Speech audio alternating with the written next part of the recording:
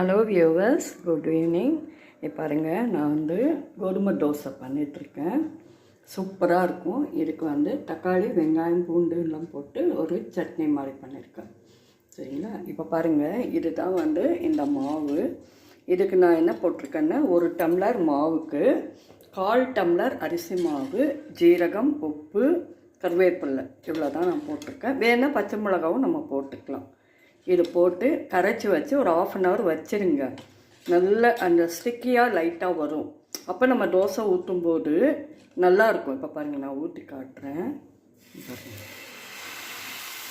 ஒரு கரண்டி ஊற்றினா கூட பரவாயில்ல. பாருங்கள், லைட்டாக ஸ்ப்ரெட் பண்ணிவிடுங்க. பண்ணிவிட்டு இதுக்கு மேலே கொஞ்சமாக எண்ணெய் அப்படி போட்டு சூப்பராக வரும். கிளியாமல் நல்லா அழகாக வரும். ஹெல்த்தி கூட, கோதுமைனால் நல்ல ஹெல்த்தி ஃபுட்டு.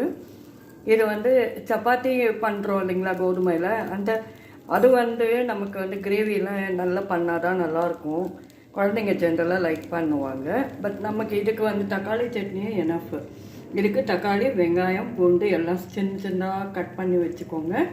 வானல் 2 ஸ்பூன் எண்ணெய், கடுகு, அப்புறம் வெந்தயம், கொஞ்சோண்டு இது போட்டுக்கோங்க, பெருங்காயம் போட்டுட்டு நல்லா பொரிஞ்ச உடனேயே கருவேப்பிலை அதுக்கெல்லாம் போட்டுக்கோங்க.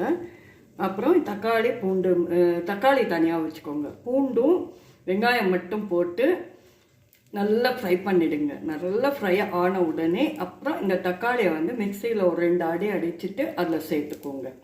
சரிங்களா? அப்போ நல்லாயிருக்கும் இந்த மாதிரி. அதுக்கப்புறம் உப்பு, அப்புறம் மஞ்சள் தூள், அதுக்கப்புறம் காஷ்மீர் சில்லி பவுடர், இவ்வளோ தான். இது போட்டு நல்லா கலர்னிங்கனாக்க சூப்பராக வரும். சரிங்களா? இப்போ பாருங்கள், இந்த தோசை போட்டிருக்கேன்னா இதை திருப்பி போடுறோம். பாருங்கள், கிழியாமல் வரும். பார்த்தீங்களா? சூப்பராக வரும்.